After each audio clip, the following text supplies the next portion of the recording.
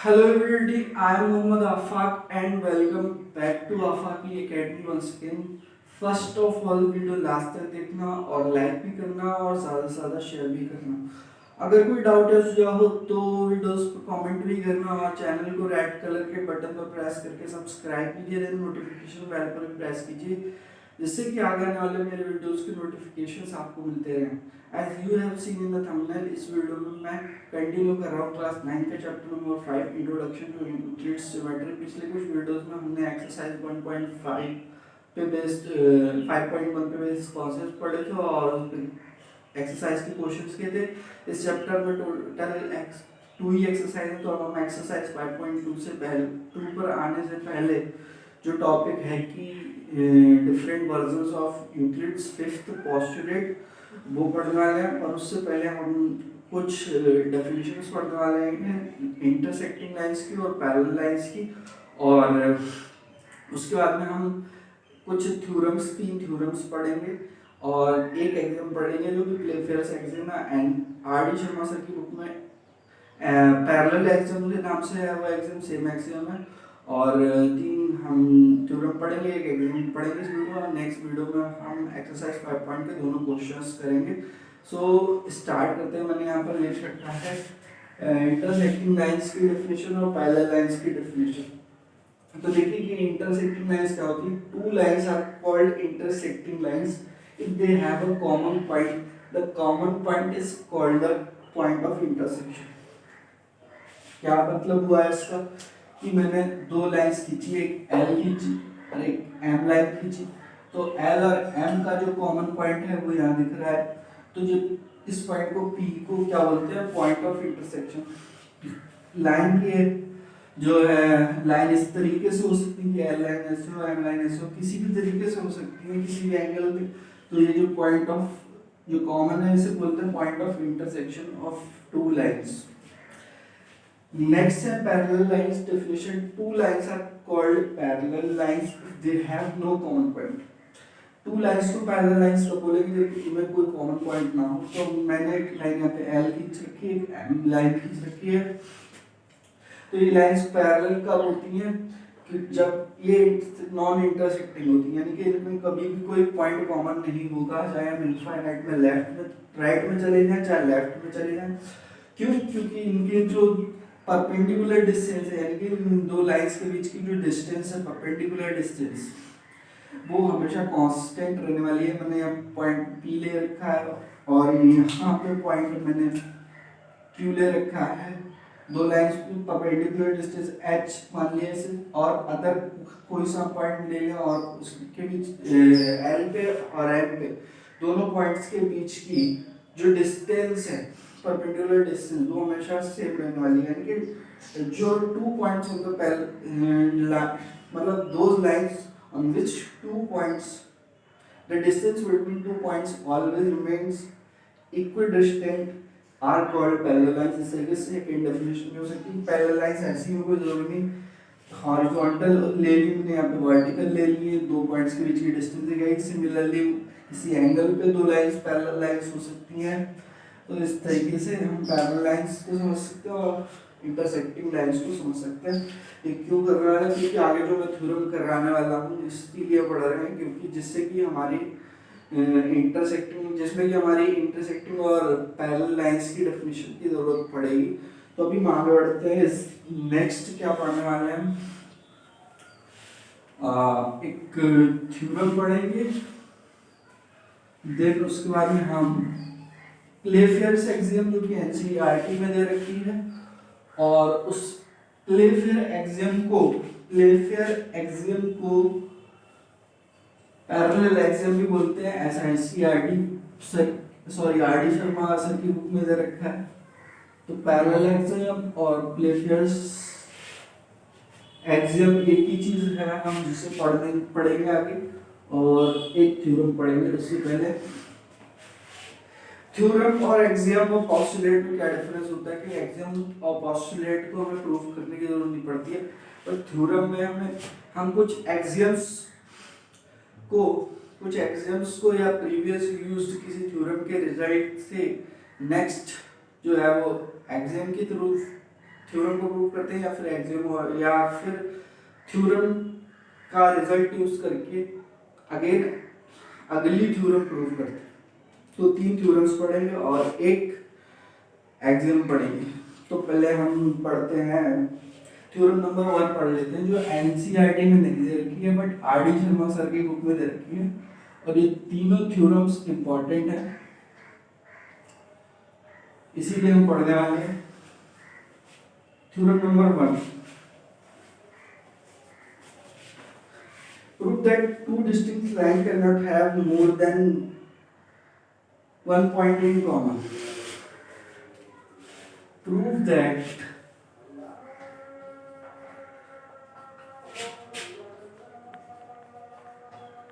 two distinct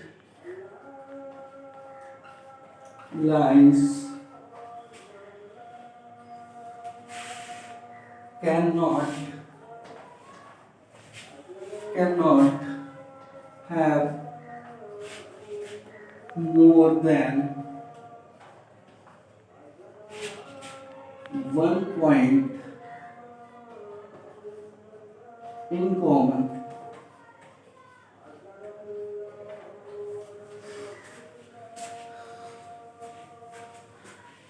ठीक है, okay, आगे बढ़ते हैं।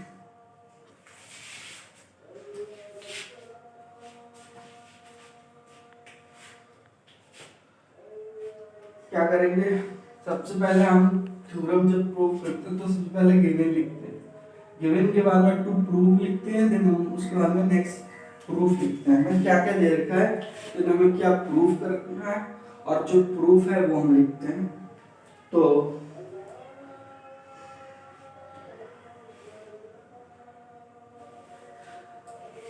हम मान लेते हैं कि लाइन L एंड M है। मान लिया हमने लाइंस L एंड M है, लाइंस L एंड M, दो लाइंस गिवन दे रखी है हमें, ठीक है। हमें प्रूफ क्या करना है, to prove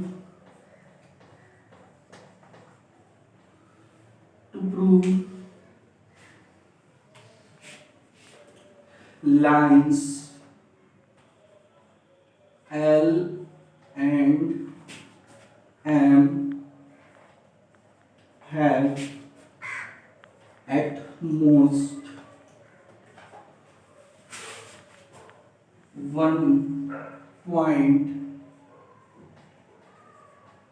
common.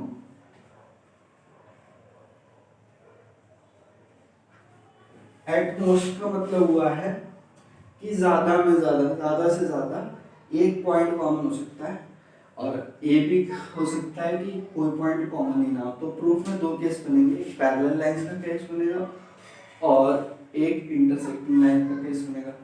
Parallel lines के केस में हम देखेंगे कि कोई पॉइंट कॉमन नहीं है, तो एक से ज्यादा तो सवाल ही नहीं, क्योंकि उसमें एक पॉइंट भी कॉमन नहीं होता।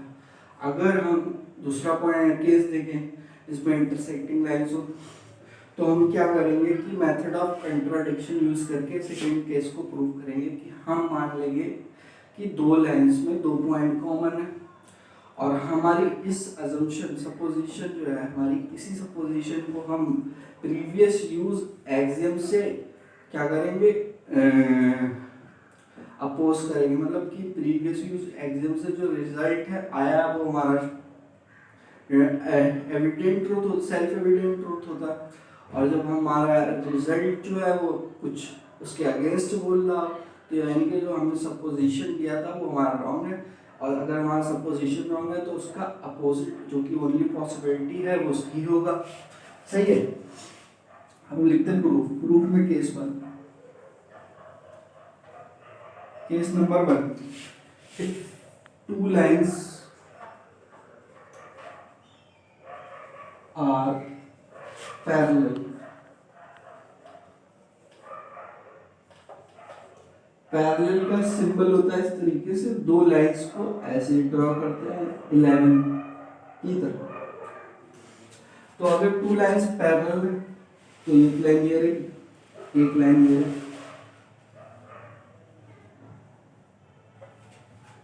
केस 1 में तो नो पॉइंट इज कॉमन, तो मोर देन 1 तो हो ही नहीं सकता, no point is common.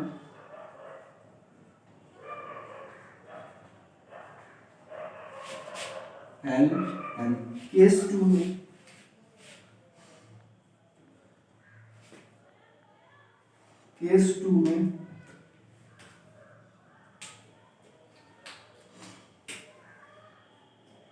if lines are intersecting,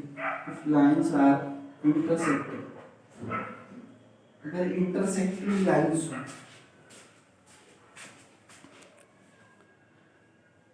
ठीक है, लाइन्स कैसी हैं, इंटरसेक्टिंग है, तो हम क्या करते हैं, हमें प्रूव करना है टू डिस्टिंक्ट लाइन्स पे मोर देन 1 पॉइंट कॉमन नहीं हो सकते हैं, तो हम इसका उल्टा सपोज करेंगे और अपनी सपोजिशन को प्रीवियस नोन एक्सियम की हेल्प से रॉन्ग प्रूव करेंगे। और दो ही पॉसिबिलिटी है कि पहला जो हम सपोज करेंगे और अगर वो नहीं होता है कि हमारी प्रीवियस यूज एक्सियम की हेल्प से, तो उसका रिवर्स से उसका उल्टा, वो ओनली पॉसिबिलिटी है वो करेक्ट होगा और वही हमारा रिजल्ट होगा, वही हमारा लाइन होगी जो हमें प्रूव करना है।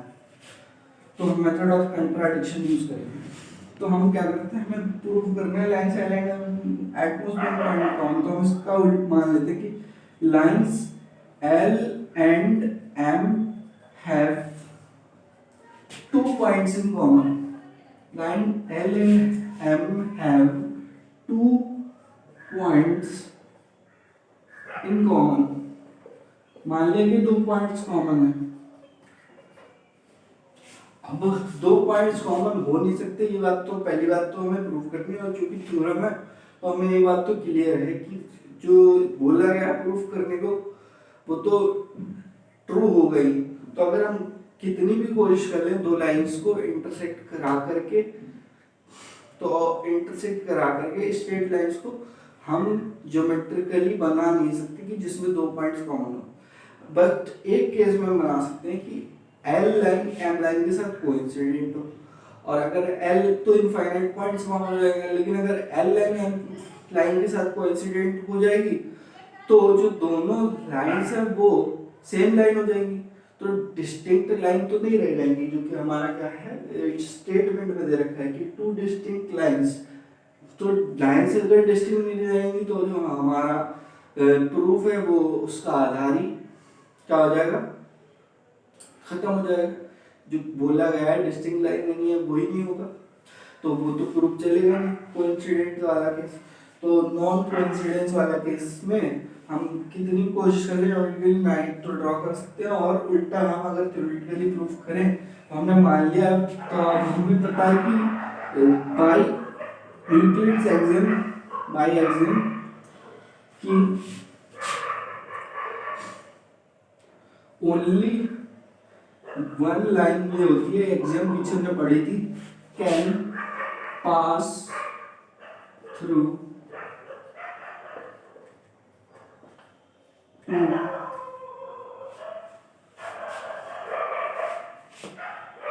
Different points.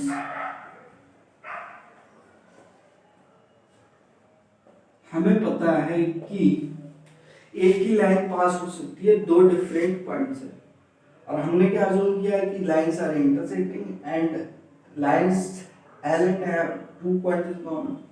तो 2 पॉइंट्स कॉमन तो हो ही नहीं सकते, क्योंकि एक्सियम है कि 2 पॉइंट होकर के सिर्फ एक ही लाइन पास हो सकती है।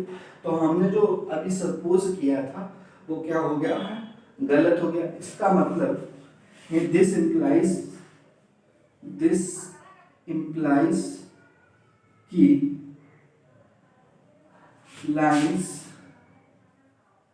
L and M are same, मतलब कि जो 2 डिफरेंट लाइन में मानी थी L एंड M उन्हें सेम होना पड़ेगा या कोइंसिडेंट होना पड़ेगा। बट हमें जो प्रूफ करना था, जो थ्योरम में वो था डिस्टिंक्ट लाइंस एंड बट यहाँ पे क्या हो रही, लाइन सेम हो रही, तो दिस कंट्राडिक्स, आगे लिखेंगे दिस कंट्राडिक्स, थ्योरी लिखनी होती है थ्योरम्स में, this contradicts that lines are different distinct,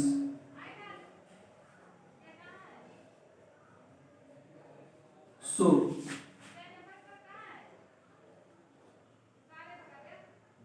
two different lines, distinct lines, vice versa is two distinct lines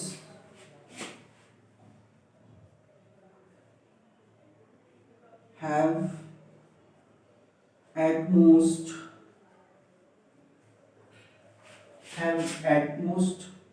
one point common. ठीक है, प्रूव हो गया। इतनी सारे थ्योरम्स, सारे केसेस को समझ करके, सारी पॉसिबिलिटीज को समझ के, पैरेलल लाइंस और इंटरसेक्टिंग लाइंस की डेफिनेशन को समझ के ये थ्योरम हुई प्रूव। अब हम बढ़ते हैं आगे। थ्योरम नंबर 2 करने से पहले हम करेंगे पैरेलल एक्सियम। क्या करेंगे? Parallel axiom.